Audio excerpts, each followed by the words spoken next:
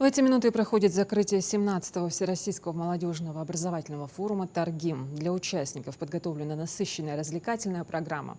На месте сейчас находится наш корреспондент Адам Мережков. Ему слово. Добрый вечер. Прямо сейчас за моей спиной вы можете наблюдать церемонию закрытия Всероссийского образовательного форума «Таргим», который проходит в республике уже 17-й раз. Напомню, впервые его провели в 2008 году. В текущем же участниками стали 160 человек. Это не только местная молодежь, но и представители 29 регионов страны. Помимо насыщенной образовательной программы с федеральными экспертами, четвертый день конкурса прошел грантовый конкурс.